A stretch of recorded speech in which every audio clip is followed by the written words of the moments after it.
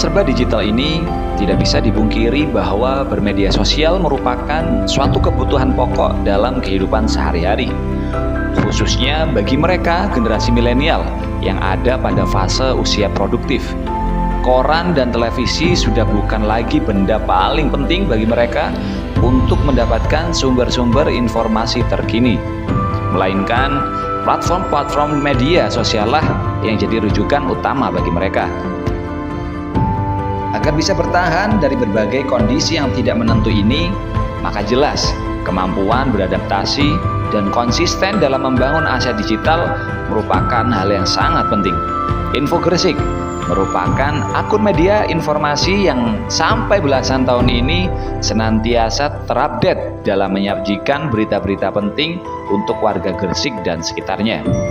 Muhammad Irwan merupakan sosok di balik layar yang selama ini mengelola akun publik nomor 1 di kota Gresik ini. Dengan berbekal konsistensi dan kesungguhan dalam membangun kepercayaan followernya, kini Info Gresik benar-benar menjadi media informasi terpercaya nomor 1 di kota Gresik. Nama saya Muhammad Irwan. Saya lahir di Gresik, ya kemudian berarti asing Gresik. Selama ini kegiatan saya hampir beberapa tahun terakhir ini ya full time di Info Gresik, ngurusin Info Gresik. Sebelum full time di Info Gresik sempat juga kerja di beberapa perusahaan, tapi untuk saat ini saya fokus di Info Gresik. Kalau awal-awalnya atau sejarahnya Info Gresik sendiri, sebenarnya saya bukan pendirinya. Ada teman saya namanya Capi yang buat akun Info Gresik itu di Twitter awalnya. Jadi sekitar tahun 2010 itu Info Gresik muncul di Twitter dan Capi yang bikin. Sebelumnya saya juga nggak kenal sama Capi itu siapa, tapi dari media sosial saya akhirnya ketemu sama Capi itu. Kemudian Capi menawarkan, ini loh, mau nggak bantuin untuk ngurusin Info Gresik ya. Waktu memang ya ngurusin aja, karena memang kan waktu itu 2010 media sosial memang belum se-booming sekarang. Dari situlah mulai saya ikutan untuk handling atau mengelola media sosial tanpa bayaran apapun, ya sekedar sukarela sama-sama mengelola media sosial Info Gresik ini. Waktu itu di Twitter kemudian kita bikin Facebook fanpage waktu itu. Kalau suka dukanya, sebenarnya sukanya lebih ke networking ya, kita jadi kenal banyak orang, karena memang saya juga bukan orang yang punya privilege networking yang cukup bagus dibandingkan yang lain, tapi dari media sosial itu saya bisa dapat networking. Kemudian dari media sosial juga saya belajar berbagai macam hal, mulai nulis, public speaking juga, menghadapi customer, marketing dan lain sebagainya. Itu saya sebelumnya nggak ada background ke sana, nggak ada background ke hal-hal tersebut sama sekali. Tapi dengan saya handling Info Gresik itu, jadi saya seolah dituntut untuk belajar. Memang benar-benar mengelola Info Gresik ini memang benar-benar learning by doing aja. Jadi apa yang kita lakukan sehari-hari ya kita dituntut itu, akhirnya kita mau nggak mau harus belajar hal-hal baru tersebut. Dulu mungkin saya di depan kamera atau di depan orang banyak saya nggak berani atau malu-malu lah, tapi sekarang ya seperti ini, malu-maluin malah. Ya, mungkin dukanya itu apa ya, untuk saat ini sebenarnya duka mungkin lebih ke komentar dari warganet yang kadang memang tidak membaca sebuah postingan itu secara utuh. Mereka hanya membaca judul atau headline-nya aja, padahal di bawahnya itu ada keterangan atau info lengkapnya. Itu akhirnya ya kadang timbullah pertanyaan-pertanyaan, ini kejadiannya kapan, di mana, padahal sudah lengkap semuanya. Toh juga Info Gresik juga jarang untuk bikin headline atau judul yang memang kita clickbait sih, karena kami memang pengennya ya ketika orang lihat infografik itu semua informasi itu sudah clear. Tapi ya mau nggak mau, karena kalau untuk visual kan kadang memang visual hanya kita menampilkan judul atau headline, ya mau nggak mau orang-orang harus baca captionnya. Itu ya sebenarnya ya itu sih, di tengah-tengah minat baca dan pemahaman, nggak cuma sekadar membaca, karena banyak orang yang bisa membaca tapi nggak semua orang bisa memahami. Itu yang memang dukanya kami untuk memberikan pemahaman yang lebih. Jadi ya mau nggak mau harus punya stok sabar yang lebih. Bahkan ketika membalas komentar, padahal kami membalasnya dengan santai, dengan senyum, dengan tapi karena memang kadang penggunaan bahasa kami yang straight ya, jadi sudah langsung to the point. Akhirnya kayak lagi marah ya Bang, enggak.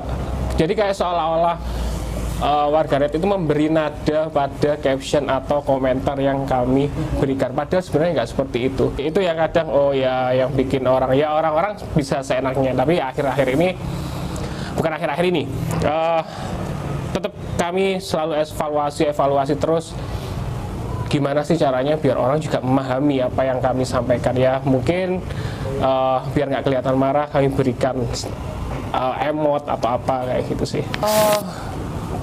Kalau value dari infografik sendiri, sebenarnya yang bisa melihat value itu orang lain. Kalau saya yang jelaskan malah nanti dikira narsis. Jadi yang melihat value dari infografik ya orang lain dengan apa yang kita berikan melalui media sosial itu. Jadi kalau tanya value-nya infografik seperti apa ya, silakan dilihat sendiri infografik, dan mungkin dibandingkan dengan akun-akun yang lain, baik dari yang ada di Gresik sendiri maupun yang ada di luar kota, yaitu itu kan pasti iya ternyata infografik seperti ini ya. Kalau saya yang jelaskan value-nya infografik seperti apa, kok terkesan narsis banget gitu. Kami nggak mau. Jadi ibaratnya mungkin kalau yang lain, kami nomor 1, kami tercepat, kami ya. Kalau infografik ya silakan value-nya atau nilai-nilai yang kalian dapat dari infografik seperti apa, itu yang bisa netizen sendiri yang memberikan penilaian itu. Jadi kalau saya sih value-nya seperti apa ya, itu kalau ke klien saya baru bisa menjelaskan ya, tapi kalau di sini saya nggak bisa menjelaskan, terlalu narsis nanti. Prinsip seperti apa dulu ini? Prinsip dalam postingan-postingan infografik. Ya memang ibaratnya untuk postingan-postingan baik informasi, berita atau apapun, pasti kami punya SOP tersendiri ya. Jadi memang yang pertama, infografik dari dulu sampai sekarang kami nggak berpolitik sama sekali. Itu jadi apabila masuk ke masa-masa kampanye atau apa, kami nggak mau nerima iklan-iklan politis, baik itu secara personal maupun secara partai, baik itu kepala daerah 1 ataupun 2 atau siapa, kami nggak mau. Kami memang maunya ya kami di tengah-tengah, nggak memihak sama sekali. Dan memang tujuan ya infografik pengennya ya mandiri sampai saat ini. Ya alhamdulillah sampai saat ini infografik bisa mandiri, membiayai infografiknya sendiri, membiayai ibaratnya teman-teman yang ada di sekitar infografik, karena secara nggak langsung juga membuka lapangan kerja, meskipun nggak banyak ya, membuka lapangan kerja untuk beberapa teman-teman. Untuk netizen dalam bermedia sosial. Kalau dalam bermedia sosial, yang penting kalian harus pikirkan dulu efek sebelum kalian posting sesuatu apapun itu, baik foto maupun video. Jadi itu harus kalian pikirkan benar efeknya, pengaruhnya seperti apa, karena ketika kalian sudah posting itu nggak akan bisa terhapus meskipun itu sudah kalian hapus.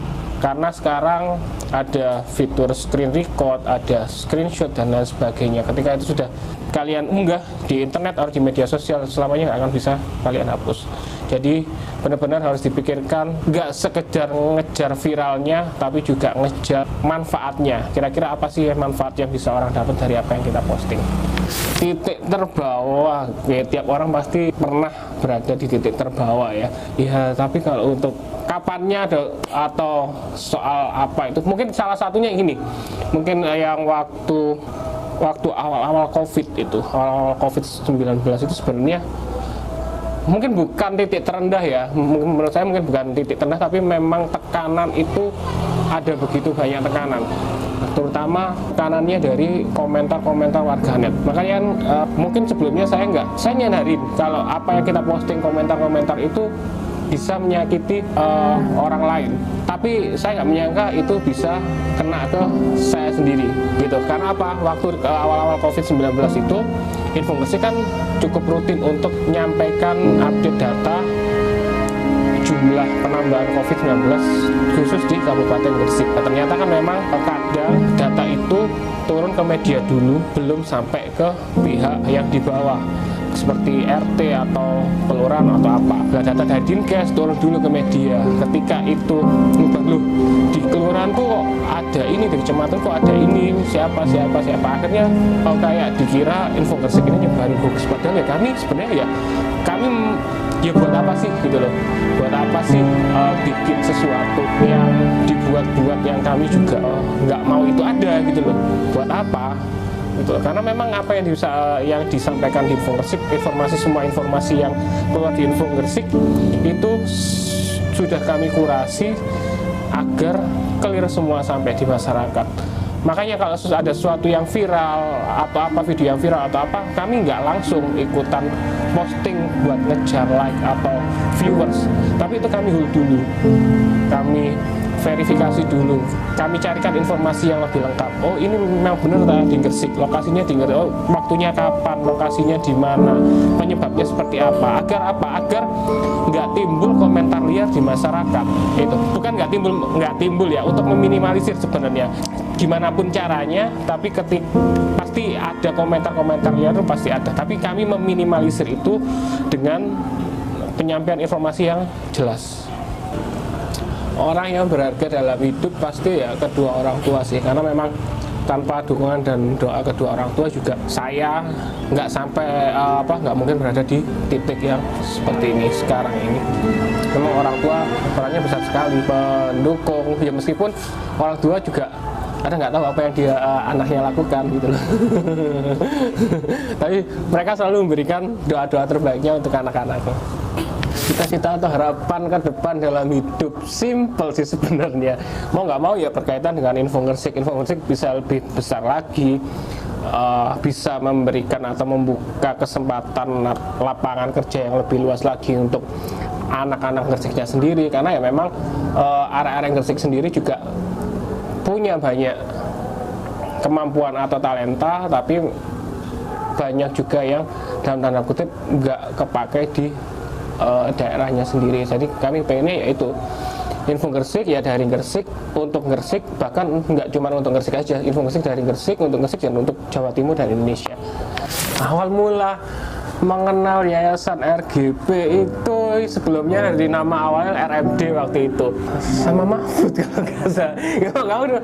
Waktu itu memang kegiatan awalnya RMD atau RGP atau RMD waktu itu kan memang Mahfud hubungi saya, Mahfud waktu itu Mahfud hubungi saya, sharing mau bikin kegiatan, ya udah, karena kan memang Infogresik untuk kegiatan sosial kan memang kami sangat support banget gitu loh untuk kegiatan sosial, dan kebetulan saya juga atau Infogresik juga cukup ketat untuk menjaring siapa yang bisa bekerja sama, terutama untuk urusan pengumpulan donasi.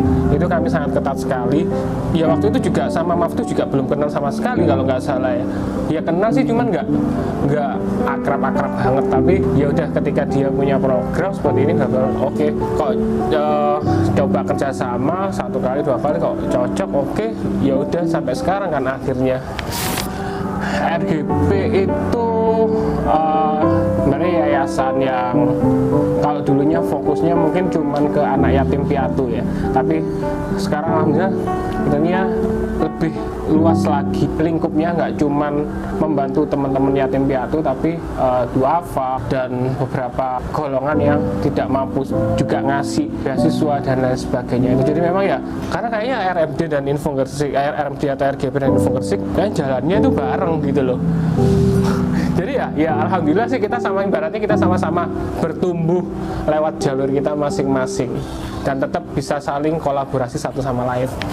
Harapan kedepannya ya yang pasti bisa memberikan manfaat yang lebih luas lagi, terutama untuk anak yatim piatu dan teman-teman yang memang atau warga yang kurang mampu.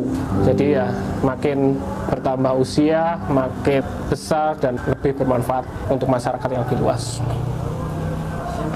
Oke?